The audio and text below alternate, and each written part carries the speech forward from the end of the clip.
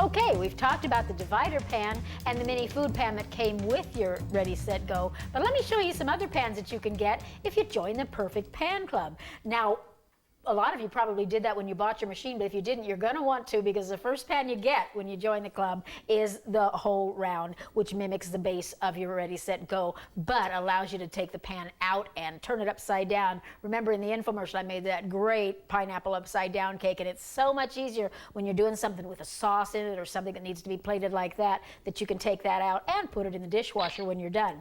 Now, there's lots of pans that come to you in the Pan Club, and you may want a place to store them. Look what I did. I went to the stationery store and I bought this little 7-day letter holder, and instead of setting it like this, I set it like this, and it is the perfect place to hold those pans so they're at your fingertips. And this is probably my favorite, the full round, but there are so many great pans that come with it. When you join the club, you go to the website, ReadySetGo.com, and every couple of weeks they'll send you new pans, and you can keep your cooking ideas fresh, and it makes it so much more fun to get in the kitchen and cook with your Ready-Set-Go. So we're gonna come back and start with some breakfast. Okay, we're going to start with breakfast now, and this is one of the great pans. This is the waffle pan. Now, it doesn't make traditional crispy waffles. What it makes are big, fat, light pancakes with lots of room for extra syrup, and I love that. So what we're going to do, I use these little bag mixes like this. Now, this is triple berry, and that's what I've got mixed up today, but there's chocolate chip, there's banana nut, so you can have different kind of pancakes all the time. Now, just mix it up according to the package directions, and first we're going to spray this pan with a little bit of nonstick. Spray it good, and then fill it with your batter. Just follow the directions. There's a recipe on the back for muffins, so of course you can make it into muffins, but if you want to make it into pancakes, you're just going to go ahead and fill it that pan just like so, and we're going to pop it right in there. And again, because remember it's going to rise, you're always going to want to spray the inside of the lid. Like so. Now I've got some extra, and of course I could save that and make more pancakes when this one's done, but let me show you something else, because here's another pan that's great. This is a little heart pan. Now you might be thinking, oh yeah, Valentine's Day, and of course it's great for Valentine's Day, but how often do you forget to tell your kids you love them? So every time you serve them something heart-shaped, they're going to know that mom loves them a lot. So again, I'm going to just go ahead and spray that little heart pan with a little nonstick, and going to use the rest of my batter and make little heart-shaped mini pancakes. The kids love them. Just fill those wells up. Neatness doesn't count. Good thing for me, huh? All right. There we go. These would be so great served with some fresh strawberries or berries. And of course, you can save that in the refrigerator for a day or two if you don't want to use it all the first day. We're going to go ahead and put that one in this right here. And again, always remember to spray the inside of the lid, but just spray it just before you close it. If you spray it 15 minutes ago, it all drips off. So just before I close the lid, give it that spray. Now I guess I better set the timer. That pancake's going to take about 7 minutes. Same for those. I told you everything takes just about 7 minutes, so that's going to give me a little time to talk. You know, talking about nonstick spray, this is one of the best things you can have in your kitchen because it has a whole lot more uses than just keeping food sticking in your pots and pans. One of the things I use it for a lot is when I'm storing leftovers in my plasticware like Tupperware or Rubbermaid. If you spray the inside of the container before you put something like spaghetti sauce in there, not only does it come out a lot easier, but it doesn't stain it orange. So that's something to remember. Spray the inside of your leftover containers before you put tomatoey things, and they won't stain anymore. Now, I'm going to serve this pancake when it's done with some fruit syrup. And of course, you can buy it in bottles at the store. But I'll tell you, there's a little recipe in one of the cookbooks I'm going to talk about later that tells you how you can take a box of Jell-O. You take this, I think it's a cup of sugar, a couple of tablespoons of cornstarch, and a little water, and you just stir it in a pan, and it makes any flavored fruit syrup that Jell-O comes in. So if you want cherry syrup, strawberry syrup, triple berry syrup, even lime syrup, you can make it. And it's great on your pancakes or your breakfast foods. Surprise the kids with different flavored syrups. Okay, now while we're still on breakfast, let me show you another idea. This is the Trio Circle Pan, and it's perfect for poached eggs. You can poach 3 eggs in it, but I use it for lots of things. You can make perfectly round cookies in it. You can make little tiny cakes. There's lots and lots of ideas, but this one I'm going to make a breakfast. Now, as I said, you could obviously poach 3 eggs in there, or you could cook 3 biscuits, but I'm going to make breakfast for one. So in this one side, I've got 3 of those little smoky sausages. In the next side, I'm going to put a biscuit. Now, I love these little refrigerator biscuits just for handy, quick, and you can keep them in the refrigerator after you've opened the package for a couple of days, so your kids can make themselves a quick breakfast. Just pop that into one of the wells. And the other one, I'm going to poach an egg. You know, poached eggs, when you had to make them the old-fashioned way where they were in water, were messy as heck. This makes it so much easier. And by the way, while we're talking about eggs, if you ever wondered how to tell if an egg is still fresh, here's a little hint. If you drop an egg into a cup of water, if it sinks, is good. If it floats, no bueno, don't eat it. Now, talking about cracking eggs, for years, my mother cracked the eggs on the edge of a bowl, and sometimes she'd get little eggshells in the food. When you crack an egg, if you crack it on the countertop with just one smart wrap just like that, you don't get all those tiny little broken pieces. It comes out just perfect, just like that. So we've got our poached egg ready to go. Now, I'm going to put it in one of these machines, but they're not quite ready. So let's talk about making things up ahead of time and storing them for later. You know, if you want to get a breakfast ready at night before you go to bed, go to Redi-Set-Go.com, and you can go to the little store and order these covers that are perfectly shaped to fit on top of these pans. I'll put it on this one here so you can see.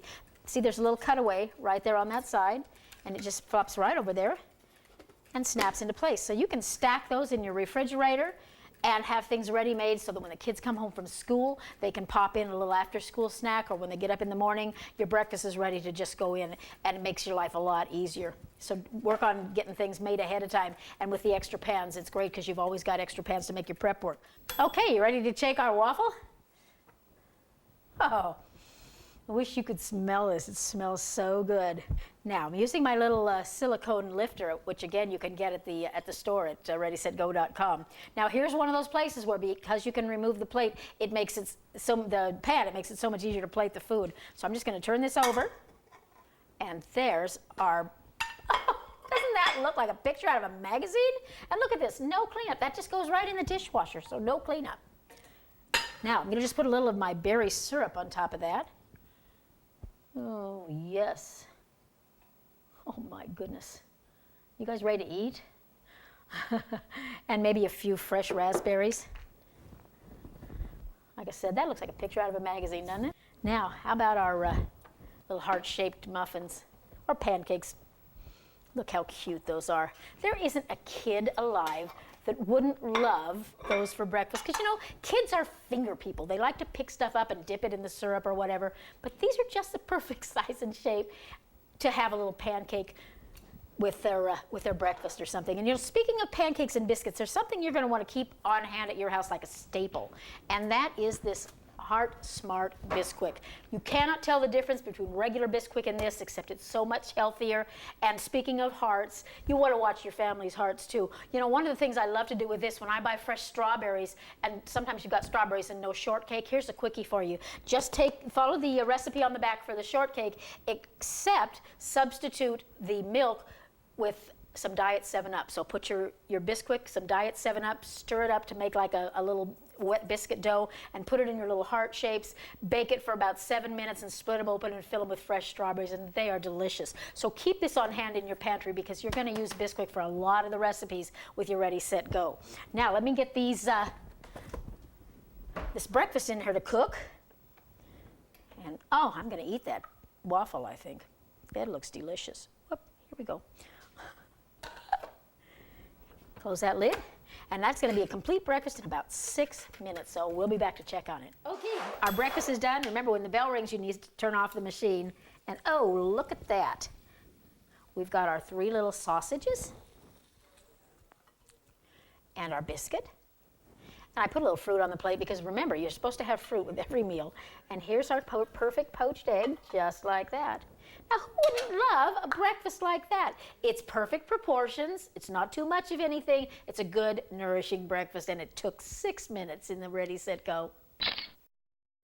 Okay, I think we've covered breakfast. Now let's talk about lunchtime and after-school snacks. Now, I've got the quarter pan preheating in my Redi-Set-Go. This has got 4 little wedge-sized quarters, and this pan is absolutely perfect for my son's favorite snack, pizza burger bites. Now, he's my baby, but he's 40 years old, and this is still his favorite. Now, what I've done is I've taken a Grand's biscuit. They come in the big can like this, and rolled it out just a little bit, so it's got about a 5-inch circle there, and I've cut it into 4 little wedges, and I've got to put one in the bottom of each of those sections, just like that. Cooperate, you guys. Now, I'm going to add some meat, and in this case, it's going to be hamburger. Now, I got a little trick to show you. You know, I have been behind a lady at the butcher counter so many times that's ordered 5 pounds of hamburger wrapped up in 1-pound bags, and I know that lady goes home and puts them all in the freezer and then forgets to thaw one out before it's time for dinner. But think about what you use hamburger for. You make spaghetti sauce, you make tacos, you make sloppy joes, you make lasagna. All of these things start with browned ground beef. So why cook it 5 times? Take that whole 5 pounds home and cook it 1 time. Make your ground beef, drain off any fat, put it in a plastic bag, and store it in the freezer. Then anytime you need ground beef, it's already cooked, and you don't have that mess to clean up 5 times. Now, I keep a little bit in the refrigerator in my pizza box because it's just perfect when the kids want pizza burger. And I'm just going to put a little bit in there and mix it with a little pizza sauce. Now, this is simple and fast. And you can put this inside that biscuit. Is going to make like a closed, like a pizza pocket sandwich. But wait till you see how good these come out. Now see, my biscuits are already starting to rise. I'm just going to put a little bit of that hamburger meat on top of each one of them. That's a little bit to me. You know, if you're going to eat, you might as well have plenty of beef in there. Okay, now these get topped with American cheese, hence the name Pizza Burger Bites. But I'm not going to put the cheese on quite yet because it in there for 7 minutes, it's almost going to burn. So what I'm going to do is go ahead and close this up and let them cook for about 5 minutes, and then I'm just going to add the cheese for the last 2 minutes. So spray the inside of that lid, close it up, and we'll set that timer for 5 minutes. Now while those are cooking, let's show you this other pan. This is one of my favorites. This is the 2 ovals pan. And if you just look at it, you can see that it lends itself to all kinds of things like egg rolls or wraps. One of the things that I love it for is corn dogs, or what I'm going to make now, a calzone. But one lady wrote and told me that she bakes her cakes in here, the mini cakes. You know, used to bake them in just the half round. But she said when she served them to the kids, she cut them in half and gave them each half, and they complained that they were only getting a half a piece of cake. So by making them in here, it makes them smaller to begin with. Now for this one, I'm going to make you a corn dog, and I'm going to make you a calzone. So I'm going to go ahead and spray it with a little nonstick. And for the calzone, I'm going to use another one of those Grand's biscuits, but this time you see I've rolled it in kind of an oval instead of a round, and just let it drop right in there. And then all we have to do is fill it. Now you could use obviously some pepperoni or sausage or any kind of filling you want. I'm just going to go ahead and use up this hamburger since I've already got it mixed up. And instead of the American cheese, which would make it a pizza burger, I'm going to go ahead and use mozzarella. Now for convenience today, I am using pre-shredded mozzarella, but I never buy this usually because it's almost twice as much as buying it in the bulk chub. So here's a simple thing for you if you hate grating cheese. Buy your mozzarella or any cheese you want to grate, put it in the freezer actually for about 20 minutes before you grate it. And what it'll do, it'll grate really, really easily. It won't gum up and stick in the holes of the grater, and it grates really, really slick. So use that trick and you won't mind grating cheese nearly as much. Now I've got some mozzarella on there. I think I'll just add a couple of little green peppers just for some vegetable.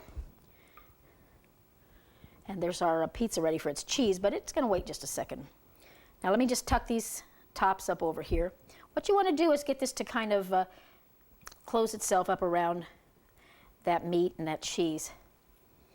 And it's going to fight with me a little bit, but that's okay. Those biscuits are nice and sticky. There you go. You see, we got a nice little close on there. Now, on the other side, I think there isn't a kid in the world that doesn't love corn dogs. So watch how easy a corn dog is. I've just got some hot dogs here. Now these are long and kind of thin, and you can see they're actually a little bit long for there. So I'm just going to lop off the end, and the dog would appreciate that anyway. And I've got a little stick. These are just some little bamboo skewers that I've found. And I'm just going to stick it right in the end so it will actually be a corn dog. And it'll fit right in there just like that. Now I've got a little nonstick sprayed in there. I'm going to start with just a little bit of cornbread mix, and this is just a little Jiffy cornbread mix. You can buy those little Jiffies in the box and mix it up according to the package directions. Pop it in there, wedge your little corn dog down in there, and put just a little more cornbread on the top, just like so. And that's going to cook in about 7 minutes and make a great little corn dog.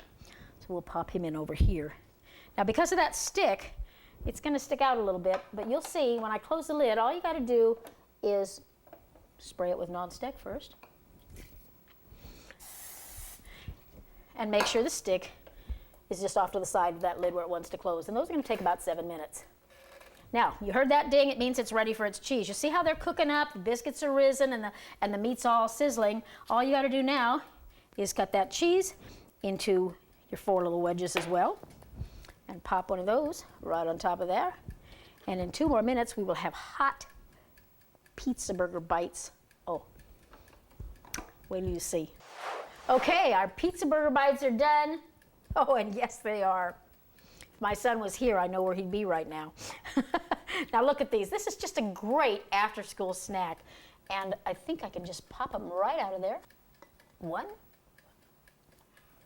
2. Oh, they smell so good. I'll lift that one out. Can't see where I'm going. There we go. Now we'll arrange them so it looks artful. That's the difference between real life and home. Do those look delicious or what? And the ooey gooey cheese and the burgers. And I want to show you the bottom of that biscuit is nice and brown. All right, let's check our corn dog and our calzone. Wow, have you joined the Perfect Pan Club yet? If you haven't, Redi-Set-Go.com. Join up and have all this fun. I want to show you how these come out. Now here's our calzone. And look at this. I want you to see it's brown on the bottom and on the top. Here's our corn dog. Let me see if I can get this guy out of here. Woo, right there. And we're going to put a little bit of mustard on the top, because who doesn't love mustard on a corn dog?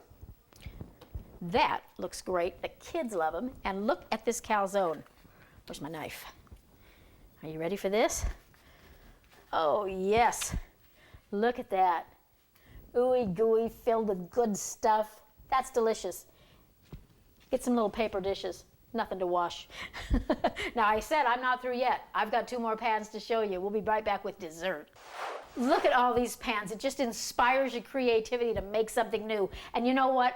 Every pan is good for dessert. Now I'm going to show you a little bundt pan in a second, but just take a look. I used the little heart pan here to make these cute little individual heart cakes. These are red velvet cake with sour cream icing and the little red sprinkles.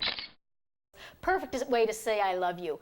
Here I use 2 pans. I used the full round for the base and the bundt pan for the top, a layer of cherry pie filling inside, and it's like a black forest tort. But you know what? Pancakes in the waffle pan, make your chocolate chip pancakes. Use the little wedge pan for little mini tarts or scones. The possibilities are endless. You're just going to love being a member of the Perfect Pan Club, because this just keeps your creativity inspired and you'll love using them. And don't forget to get yourself some of these lids, because that way you can prep stuff in advance. So all you have to do is pop it into a preheated Ready-Set-Go. They just snap right on, just like this. So you could make something up in the morning and put it in the refrigerator, and at night when you come home, all you have to do is pop it in and it's ready to go. So let's do some dessert. You know, I love these pans for dessert because it kind of encourages portion control. If I bake a big cake, I will eat a whole cake. It will call me from the kitchen. Cake! So let me show you one of my favorite things to do, which is take a boxed cake mix and divide it into 3 portions, so I just make a 1/3 at a time. And it's perfectly designed for that, because just about every cake I've ever seen calls for 3 eggs. So if you use a 1/3 of it, you're only going to use 1 egg in your mix. Now, most of them, you can measure if you like, but most of the boxed cakes have just about 3 cups of powder in them. So I'm just going to take a cup of that cake mix and put it in my bowl. And it calls for 1 egg and 1 cup of water and a 1/3 cup of oil. Now, you know what? You're going to find that the Ready-Set-Go cooks so moist that in most cases, I leave out the oil. Do it if you want to. But I don't think you'll need the oil, and it still makes a beautiful moist cake. Now we need a 1/3 cup of water. I'm just going to eyeball it, because that's how I roll. And we're going to mix it up. Now I'm going to show you how to make something a little bit special, not just a regular old cake. We're going to make a marble cake. You know, my mom and Dad used to play cards every Saturday night with another couple, and one week we'd be at their house, and the next week we'd be at our house, and we always had to make dessert. And my mom was famous for her marble cake, because it looks like you went to a lot of trouble, but it's really so simple. So all you do is mix up your cake mix just like this, and obviously if you have a mixer you can, but why mess up a bunch of stuff? You're just mixing up a 1/3 of that batter, just like that. Now all we're going to do now is take out about half of it and put it in another bowl. And in this half, I'm going to take and put 1 spoonful of this cocoa powder. Just use the unsweetened cocoa powder. just like that. And give that a stir. And that's going to turn that into chocolate. Now you can use a white cake if you're a purist and you want a pure, you know, white and chocolate, but this is just a yellow cake and it works just fine. All right, there we go. Chocolate and yellow cake, and you see how long this is taking. Now I'm going to go ahead and take the little bundt pan, give it a spray with a nonstick, and what you want to do is just kind of put some blops of chocolate here and there. One there, one there, one there. And then add your yellow part.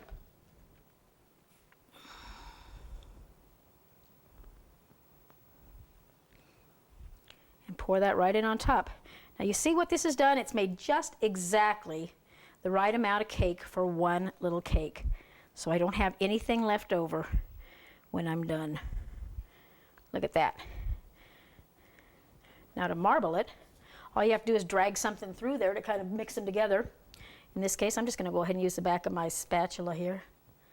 Just kind of give it a little swirls and curls. And then we'll put the last of that chocolate right on the top. Just kind of pour it around. There we go. Now that's going to cook in about 7 minutes. So in it goes. Don't forget to spray the top. That's because I did that a lot of times, forgot. 7 minutes to cake. So think about it. You're sitting around watching TV and somebody says, don't you have some dessert? Yes, you do. In 7 minutes you can have a cake. And what did it take me? A minute to mix it up.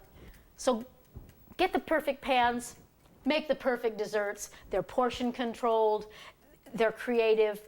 Your friends will all be wondering how on earth you did this, and enjoy. Now I'm going to come back with some more ideas in a few minutes. Okay, let's check our bundt cake. Oh, look at that. Now of course that's just the bottom.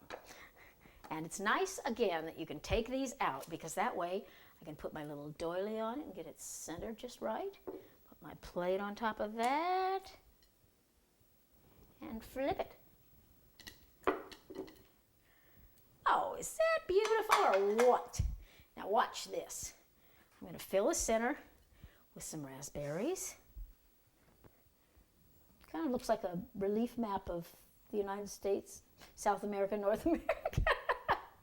Little powdered sugar. Powdered sugar fixes everything. And a few raspberries around the side for garnish.